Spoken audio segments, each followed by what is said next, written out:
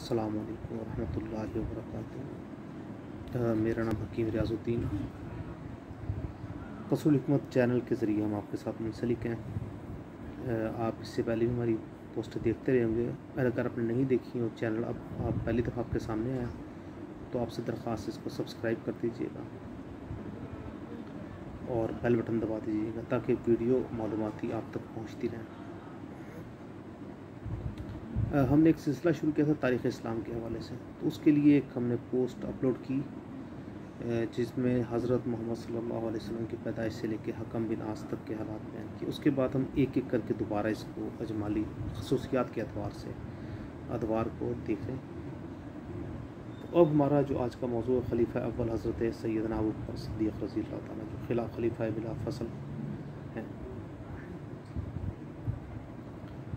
حضرت سیدنا ابوبکر صدیق نے بڑے ہی نامساعد حالات میں حکومت کو سنبھالا۔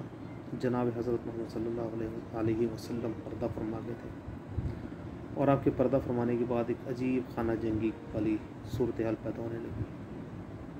انصار اور مہاجرین کے درمیان کافی رنجش والا ماحول پیدا ہو گیا تھا جب حضرت ابوبکر صدیق نے سامنے آ کر اپنے حالات کو کنٹرول کیا۔ اس کے علاوہ مسلمان کذاب اور اسود انسی اور یہ مختلف قسم کے جو چھوٹے مدعیان نبوت تھے، ان کا فتنہ اپنی جگہ موجود تھا، اور جو منکر زکوٰۃ تھے ان کا فتنہ بھی اپنی جگہ پر موجود تھا۔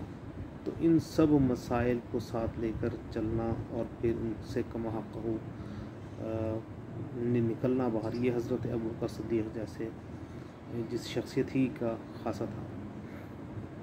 وہ حالات اتنے سخت تھے کہ حضرت عمر فاروق جیسے جلیل القدر صاحب بھی ایک دفعہ پریشان ہو گئے کہ اب کیا کیا جائے۔ تو آپ سرکار نے فرمایا کہ میرے آقا حضرت محمد صلی اللہ علیہ وسلم نے جو لشکر حضرت اسامہ بن زید کی سرکردگی میں بھیجا تھا، اگر اس کو بھیجنے کے لیے مدینہ اتنا خالی بھی ہو جائے کہ مدینہ کی عورتوں کو جنگلی جانور اٹھا کر لے جائیں تو میں اس کے باوجود بھی اس لشکر کو بھیجوں گا۔ یہ آپ کی اولو العزمی ہی تھی جس کی وجہ سے کفار پر دھاک بیٹھ گئی کہ مسلمان اتنے نامساعد حالات میں بھی اس قوت میں ہے کہ وہ کسی بھی بڑی سے بڑی طاقت سے ٹکرا سکتے ہیں۔ مسلمہ کذاب کا جو معاملہ ہوا اس کے اندر بہت بڑی تعداد میں صحابہ کرام اور حفاظ جو کرام وہ شہید ہوئے۔ انتہائی سخت حالات تھے، لیکن حضرت ابوبکر صدیق نے اپنی اولو العزمی سے اور اس تربیت جو نبی پاک صلی اللہ علیہ وسلم کے ذریعے انہوں نے پائی تھی ان تمام حالات پر قابو پایا۔ اگر حضرت ابوبکر صدیق جیسا اولو العزم شخص اور مضبوط کردار کا زیرک شخص اس ٹائم خلافت کو نہ سنبھالتا تو شاید اتنے اچھے طریقے سے معاملات آگے نہ چلتے۔ سیدنا ابوبکر صدیق تقریباً 2 سال سے کچھ مہینے زیادہ آپ نے خلافت پائی، اور اس کے بعد آپ طبعی موت پائی اور خالق حقیقی سے جان گیا۔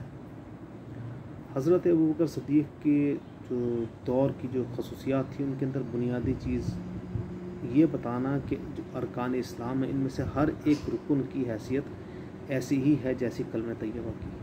آپ نے فرمایا کہ جو نبی پاک صلی اللہ علیہ وسلم کے زمانے میں بکری کی ایک رسی بھی دیتا تھا، مثلا اس پر اگر صاحب نصاب تھا زکوٰۃ دیتا تھا، اور اس مقدار اس کی بکری کی رسی کے برابر بھی تھی، اور اب بھی اس پر اتنی ہی زکوٰۃ واجب ہے، تو اگر وہ نہیں دے گا تو میں اس سے جنگ کروں گا۔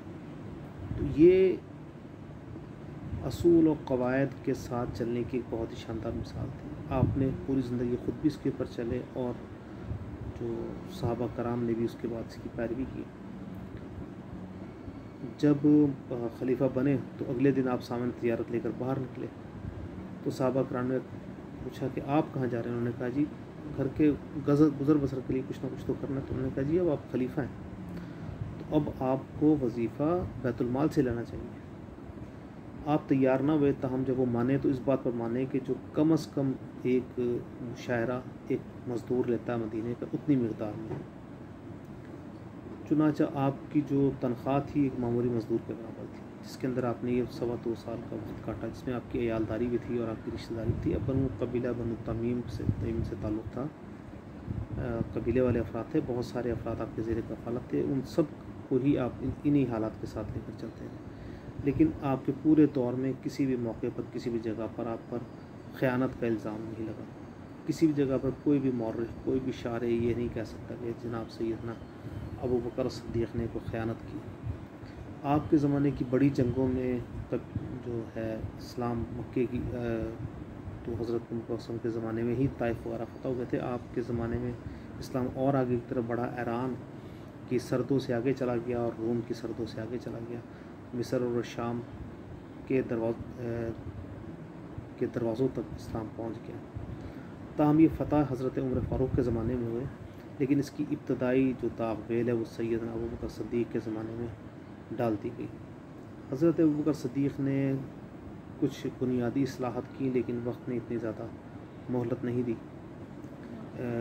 لیکن ایک جو بنیاد ہے وہ یہ فراہم کر گئے اور ایک مثال لوگوں کے سامنے پیش کر گئے کہ جو خلیفۃ المسلمین ہوتا ہے وہی اصل میں خاتم المسلمین ہوتا ہے. اور اچھی سوشل جو ایک اسٹیٹ ہے اس میں خلیفہ کا کردار ایسے ہی ہوتا ہے کہ جیسے ایک ایماندار شخص کا ہوتا ہے جس نے وسائل کو اکٹھا کر کے اپنی عوام کی فلاح و بہبود پر خرچ کرنا ہوتا ہے.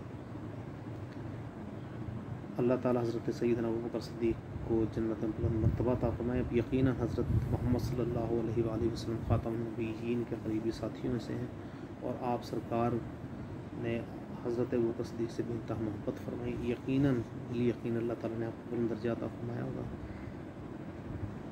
السلام علیکم ورحمۃ اللہ.